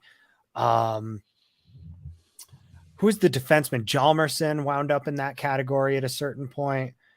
There was another defenseman that I can't think of off the top of my head, another single-digit guy. I think so. But just, we saw. Oh, and then who's the other guy? The guy who actually came up and played before Panarin. But you guys know who I'm talking about. Just there's so many of these guys you can't even remember and count them all, and they're all still in the league being productive. Or are you talking about the defense? No, it was another forward. It was he was one of the European guys that they compared to Kane, and he came out and played with Kane for like 2 years before they had to get rid of him. There was Kubalik. There was it was Teuvo Teravainen. Teravainen, yeah, he's sick. He's a great player for the Carolina Hurricanes. Yep. And that's the other thing. Look at all these guys now that the Blackhawks had and had to let go through this dynasty that they built. They're all still not just productive, but how many of them are in the playoffs right now? It's a decent number. It's not a negligible number. We can at least say that much. And this is from somebody who doesn't really follow hockey anymore. I stopped following after 2018 when it became apparent that the Blackhawks were no longer relevant. So yeah, it's exciting. It's fun to see people being excited about the Blackhawks again. And, it's estimated that they've sold in the first, what is it? It's been about 2 hours not since he's been drafted, but since they've won the lottery. It's been estimated that nearly 2 million season tickets have been sold in the last 2 hours. Wow. Yeah, people are excited. They're busy at the United Center. They had a busy weekend over there. I was there myself on Saturday. I saw Blink-182. They were friggin' unbelievable, man. And they had 2 nights of that, Saturday and Sunday, and then today they're selling tickets left and right because they got the first pick in the draft. Just crazy times here in Chicago. But yeah, I don't really have anything else I particularly want to talk about other than the Blink concert was awesome. So I posted a clip on Twitter for any of our listeners that are viewers that are Blink fans. I posted Feeling This and then some banter between Mark and Tom and some classic stuff. So go check that out. It's on my Twitter at Joe Mandel, about a 5-minute clip. Good stuff. As that album comes out later this summer, I'm sure that we will give a brief analysis and review here on the show at some point. Oh yeah. I'm a diehard Blink fan. Zim is a fan as well. And I know Vinny also likes Blink as well. Spoiler for all of our listeners. They're launching a new song. The single drops on June 2nd called More Than You'll Ever Know. And I'm assuming on that day, they'll also announce when the new album comes out. So I live in the Blink-182 Reddit in my free time, so I pick up all these things. But it was fun. Vinny, real quick before we get the shout outs, how's playoff hockey going, man? How's your Devils had a nice comeback win yesterday or 2 days ago, whatever it was. Yeah, so they've been outstanding. I know they lost the first 2 games of the series, but there's a clear home ice advantage in the series because of matchups. And Carolina Hurricanes have a player that you guys have guaranteed heard of before, Jordan Stahl, and his older brother Mark are also in the NHL. They standing 2-way game, and he's at home in Carolina. He shut down Jack in an incredible way. And then they get back to New Jersey when you have the line advantage. Jack Hughes didn't have to play on the same ice as Jordan Stahl a single time, and he had 4 points. Next game, thinking that the Devils should be able to use the matchups to their advantage again and series up. And if they do that, anything can happen when it becomes a best of 3. And then, Edmonton, that's an outstanding series. The Dallas Stars, who might be the deepest team, are down 2-1 to the second-year Seattle Kraken. And then the Toronto Maple Leafs they finally win a playoff series for the first time since 2004, and now they're down in the series to the Florida Panthers, who were the last team out of any of the 16 teams, and then they upset the Boston Bruins in the first round. It's crazy.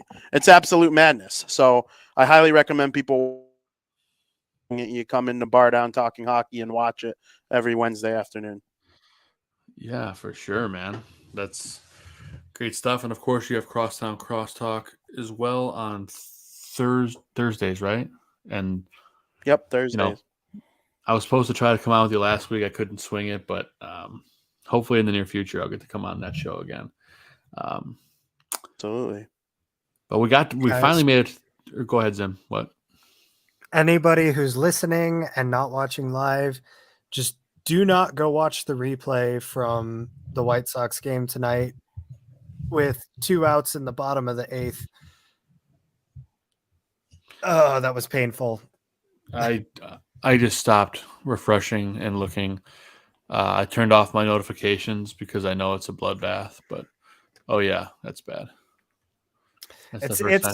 It's not even the score. It was just the play that just happened was I don't care how good he is. I'm all aboard trading Luis Robert at this point. Oh no. What happened? Now you have to tell me.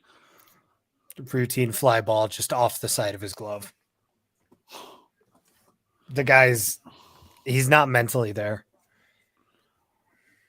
Well, I guess when it's good, it's good. When it's bad, it's really bad. Look, he's been compared to Mike Trout for so many years. I say just straight up, Robert for Trout. Well, then they won't have Ohtani or Trout, so I don't know. that might not work out for them. I think the Sox can get them both. Look, I'm saying is that if the White Sox could manage to get the 2 best players in all of baseball, they would have to win, right? No team could possibly have the 2 best players in the entire game and not be good, right? Yeah, definitely not the Angels. That's for sure. The last. That's horrifying, but it's always fun. All right, we finally got the shit.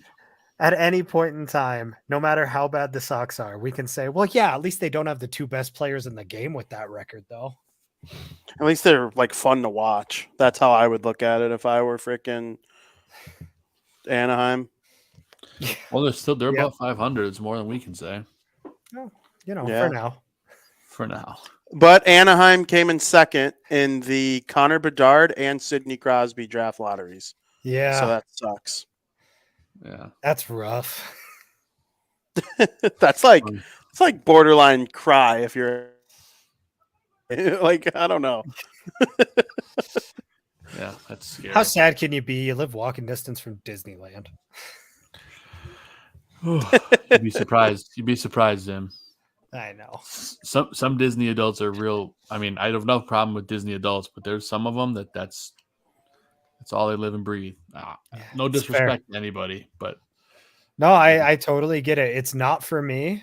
So I'm kind of standing by you, but I get that, everybody's got their thing. That's right. But then again, I have a bunch of Star Wars crap behind me, so I've got no room to talk. I literally wore a Mandalorian helmet on. You have what? Then? I have books, Star Wars books that I'm going to read. I'm not above making fun of other nerds. Which ones you got there? These are books that are going to. I forget this guy's name. He's apparently the villain in Rebels, and these books will apparently help get me ready. Yeah, these books will apparently help me get ready for the next TV show. Okay, you got Heir to the Empire there, right? You have Heir to the Empire. Yeah, it's called the Thrawn trilogy. Yes. Joe's about to. Oh yeah, hell yeah! Did you read it? Wait, yes, I did. I've had it a long time. It gets better.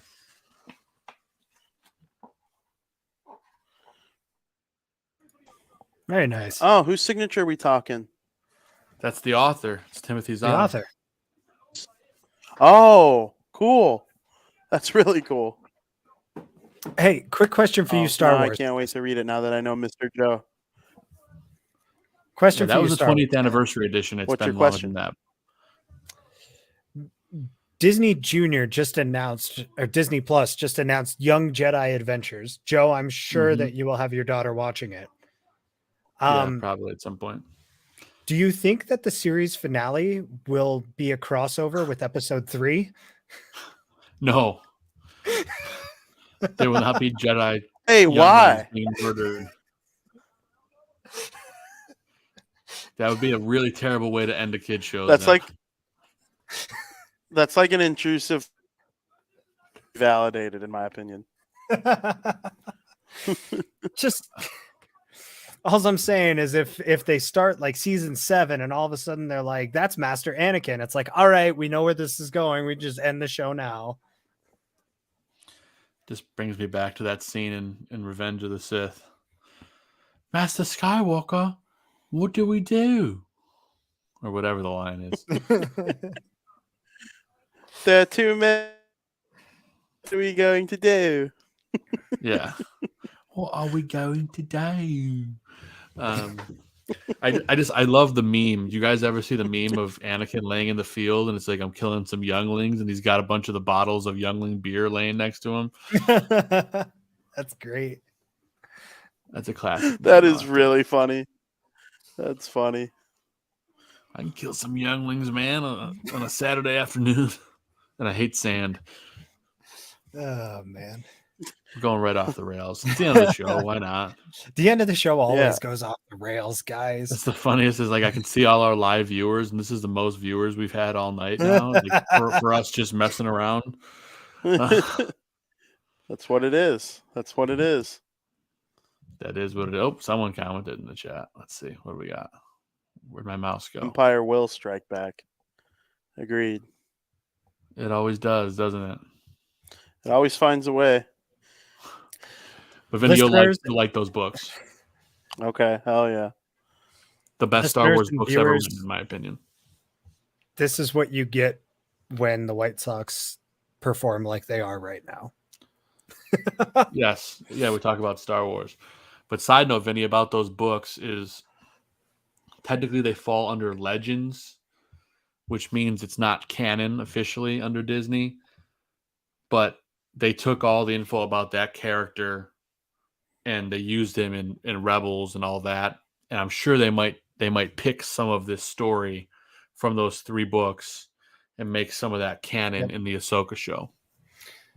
Almost certainly, considering what Lord of the Rings did when they went back and made the Hobbit movies. You know, how they took a lot of that lore from the Book of Unfinished Tales, the Silmarillion, things like that, built it into being more or less canonical. Sure. Yeah. So I'm excited for that. Screenwriters today, if you give them material, they'll figure out a way to put it in there. Yep. Oh, 100%. They won't right now because they're on strike. Oh, they're on strike again? Great. Yeah, I saw that. All the late night shows are reruns right now, like Jimmy Fallon and SNL. SNL. I can't even name any of the other late night shows. Conan O'Brien, he's still got a show. He does not. Writers right now. I Conan's honestly working on a new show on HBO Max. Oh, that'll be interesting. Yeah, we'll see what he's coming up with, but hopefully they can figure something out soon because a bunch of movies and stuff are getting put on hold. And although there's plenty of shows to binge out there right now. Did you watch the finale of The Mandalorian, Vinny? Did you watch it yet?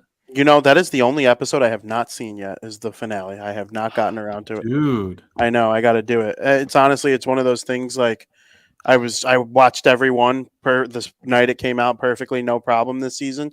And then that 1 week was crazy. And then I was in Wisconsin over this last weekend. And yeah, I will watch it. Maybe I'll do that tonight. Yeah, I mean. Now it's at the front of my brain. Thanks, Joe. How have you not got it spoiled for you yet? I haven't. I know nothing. That's amazing. And I think I'm far enough removed now, though, where it's not on Twitter all day. That's true. Yeah, I made a point to watch the finale like at 7 a.m. because I just couldn't have it spoiled for me on TikTok or on Twitter or something. Yep. That's smart. That. But I'm jonesing for some Star Wars content. I need some of that. Ahsoka can't come soon enough. I might just start reading Heir to the Empire again tonight, Vin. You got me excited about it. Hell yeah, I'll start it tonight too. It's amazing stuff. So you're gonna like it. It's good choice. Good choice. Chef's kiss. But anyway, now we can finally do shout outs before we get out of here. We talked Star Wars, we talked hockey, the whole shebang. Zim, will let you get started, buddy, with some shout outs. And the Sox officially lose, by the way. Sox officially lose. Shout out to them for never failing to disappoint us. Every Monday night. It's funny because nights that they're not playing, our viewership goes up, our live viewership goes up. And it's like, wouldn't you guys rather hang out with us and enjoy this debauchery than just be disappointed in those? I like that logic. Guys, at least we have fun while we do it. I can't even say that the White Sox do have fun while they do it right now. But nonetheless, shout out to my local stores, my local various whatever shops that I go to, video game store, restaurants, card shops, everything of that nature. They've all been super awesome. The people there are always super helpful. They hooked me up recently with Red Dead Redemption on the Xbox 360. Classic game. Never actually played through it. I already bought the second one, so I was like, you know what? I got to give it a shot. The first one's probably my favorite of all time. Yeah. Well, that's the second one, I mean, technically. I'm really looking forward to playing it. It is. Yeah, I know. I'm really looking forward to playing it. Local card shop. Those guys have been super cool with me lately. I actually just won a drawing from them, and it turned into some really cool stuff. But more than anything, Cody and Sean, the guys who work there, have been really like almost friends to me through everything. I went in today to pick up some stuff. They asked me about the wedding and everything. They're genuine guys. They care about me. If you guys are interested in buying cards or looking into anything, it's Cheek and Dom's Awesome Card Shop or Master Breakers LTD on eBay. If you're interested in, just joining a community of people who are not just interested in buying and selling and collecting cards, that's sports cards in particular. They don't really do Pokemon, Magic, Yu-Gi-Oh, anything like that, but sports cards. Genuine people who get to know each other on a human-to-human level and not just on a money level. It's not just $60. No, I'll give you 50. We meet at 55. It's like they work with they want to know how your day is going. They want to know what's going on with you. And I know I'm rambling, but just I think it goes to show the impact that it can make on a person when a local business takes that kind of time to get to know their customers and build that community rather than a customer base. It's not a shout out the name of the shop, Zim. Like I said, it's Cheek and Dom's Awesome Card Shop. If you're in the Denver area, if you if you are interested in purchasing anything online from them, they have a website. You can also find them on Facebook groups, Master Breakers Ltd, or eBay Master Breakers Ltd. Again, just super awesome guys. I think they're really worth the shout out. They are the owners of the shop are Chicago sports fans as well. So Nice. Always something to talk to them about. That's super fun. But yeah, in addition to that, again, as usual, shout outs to the family. They've been doing amazing things for me and my family, my kids, my wife, everybody is just awesome lately. Everything's been going super well. Can't thank everybody enough for being as great as they are. And, my boss and my coworkers, last week, I didn't really get the opportunity because it was my first day back from everything, but not only did they handle everything while I was out for my wedding and my honeymoon, but they are just awesome people who are as real as it gets. And if you haven't noticed, that goes a long way with me. It's why I'm here with the two of you every Monday night, because real people who are honest and fun to talk to can always find connections in some way, shape, or form, whether it's about our sports teams or our music or our hobbies and interests. There's always something, as long as people are worth talking to. So, dude, I love it, man. It's very poetic and very true. Real quick before we go on to Vin, I just wanted to ask your guys at the card shop. I mean, they know a thing or two about collecting cards. Maybe they could be people to have on the show one of these days. It would definitely, I think, be worth talking to them about. I can absolutely reach out and see if they would be interested. Well, because if things continue to go this way, we may not have much good baseball to talk about. We can talk about card collecting. Fair. So. That's fair. Yeah, that'd be cool, man. But yeah, great shout out, Zim, as always. Appreciate it, bud. Yeah. Mr. Vinnie Parisi, what do you got for shout outs, amigo? Yeah. And her parents. They allowed me to bring my to their house in Wisconsin, and we got to go have a little getaway for a couple days. So that was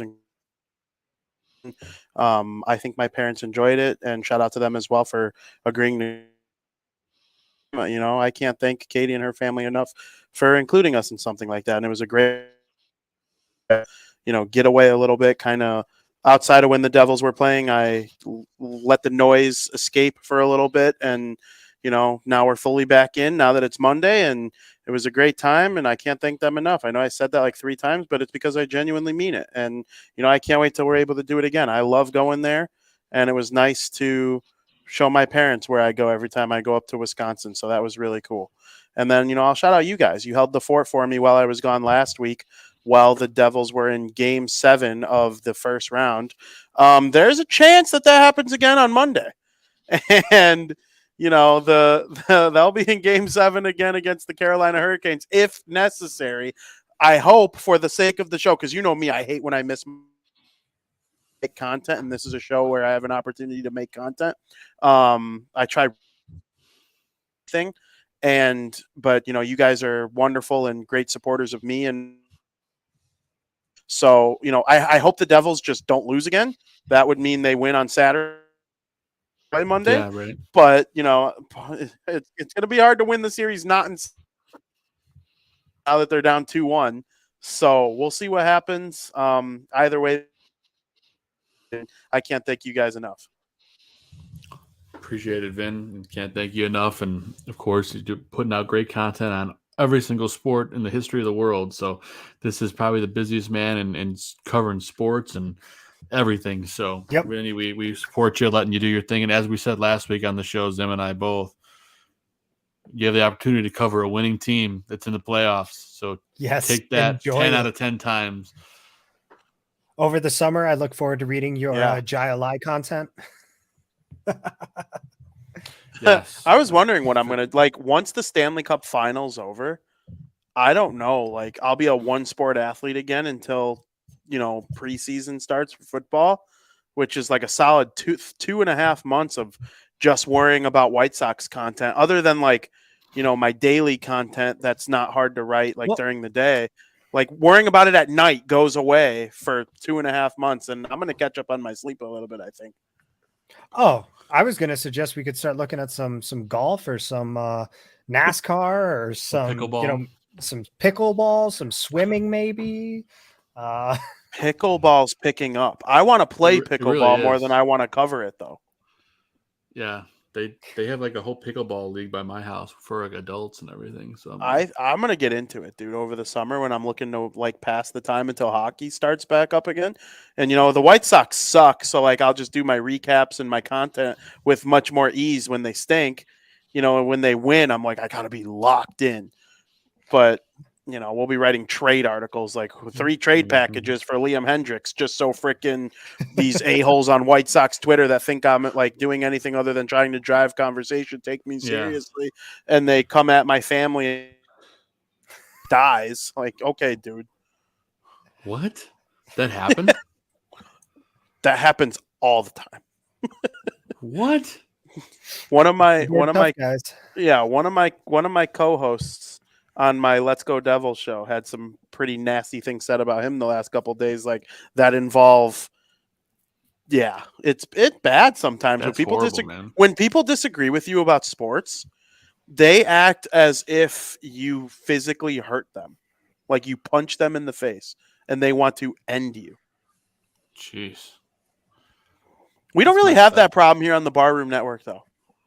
The worst we get is a guy like Don Burr who just wishes bad things to happen to anything Chicago. Don Burr is the biggest Chicago Bears supporter I've ever met in my life. That guy is live on every single Chicago Bears podcast I hop into. The guy shows out with his support for the Chicago Bears. Good on him. I feel validated that Zim said that. Every now and then you need some validation from someone other than like your girlfriend or your mom or your brother. Zim just gave that to me. I appreciated that. Dude, it feels good. That's funny, man. But obviously great shout outs. Before I get to my shot, I just really want to touch on some weird sports news that came up today. You're talking about football. Apparently the schedule for the NFL is supposed to come out on Thursday, but the NFL is not ready with it. I'm just blown away by that. So I'm sure maybe they'll pull it together last minute, but there was really surprising. There was some information that came out today that said the Chiefs requested not to play the Bears in Germany this year, which threw a little bit of a hitch in some of their plans from what I understand. I don't get why. Because of the amount of tourism and money that flows into cities when the Chicago Bears play there. Chicago Bears fans travel. Okay. That makes sense. I didn't even think. I was like, I couldn't understand why, Zim, and you just painted a picture in my head that makes total sense, and I agree with. I was like, wouldn't you want to in Germany? That I would want to. Yeah. No, I mean, so like, it's not that. It's more so that the local economy needs certain things. Think about fan bases that travel. In football in particular, it's like the Giants, the Bears, the Seahawks, the Cowboys, the Packers. You don't want to lose home games to those teams because that's just generating revenue for your economy. Interesting. So. And I know Nashville. And you're a Super Bowl winning team too. Yes. Yes. Yes. And Nashville has become like the hot city in America lately, but people are starting to catch on. The secret's out a little bit more. Yeah. Kansas City is low key becoming one of those towns now. People want to go visit Kansas City for like it's becoming a bachelorette destination or a bachelor party destination. Hearing multiple people having destinations there, like people are going there for the barbecue. So I got, maybe Kansas City, they're like, hey, let's keep this train rolling. We need Chicago rolling in. Yep. Yeah, so keep it tuned in. We'll see if they unveil the schedule Thursday or not, because I already bought Sunday tickets, so I'm already invested. So, as a YouTube TV subscriber, I already got a discount, and I bought it a year like crazy early to get like another $100 off. So, I'll be watching all the games this year. I'm excited about that. But nonetheless, more football news to come on Thursday. Getting to my shout outs, I'll always do a shout out to my beautiful wife, Catherine. Always my whole world, and love you very much. Our daughter Audrey, who is now walking and running all over the place. It's literally just joy just watching her. We got a water table for her. She got a water table for her birthday back in January. We put it outside yesterday. It was a nice day here. Just had the time of her life playing with this water table and splashing and running around our backyard with shoes on. It's just stuff, all moments I'll never forget in my whole life. So love her very much. And our Great Dane Maverick, who's a nutcase, but he is just the greatest dog in the world. Of course, I want to shout out both of you guys, Zim and Vinnie. You guys are my best friends in sports. Love talking with you guys. Love being co-host with you guys. And just the camaraderie we have. And then, of course, we have to shout out our guest, Nick Couzin, tonight, talking White Sox. Great guest. Just spur of the moment thing. I just shot him an invite last week. He's like, I'm off on Mondays. I'm like, dude, that's awesome. Let's do this. So make sure you give him a follow at ncuz on Twitter. Can't thank you enough. And last but not least, Aldo Gandia, the man with the plan, the guy who lets us do this every week. Major shout out to Aldo and then everyone else that was in the chat tonight. We really, really appreciate you. That's all we got for your show. So we're going to come in under 2 hours today, boys. It could have been a little shorter, but we just kind of went off the rails. But it's kind of how things go here. But for the Salzburg, I can't. Let's try this again. Let's try to sound off again. I can't talk. For the South Burbs Hitmen, I'm Joe Mandel. That's Vinnie Parisi. And the top left is Steven Zim Zimmerman. The Sox didn't win tonight. Perhaps they'll win tomorrow. They're playing the crappy Royals, and we still lost tonight. But at the end of the day, it's always the same thing. Let's go White Sox. Let's win some games. And we'll see you back here next Monday night, 8 p.m. Central, only on the Barroom Network. Let's go White Sox.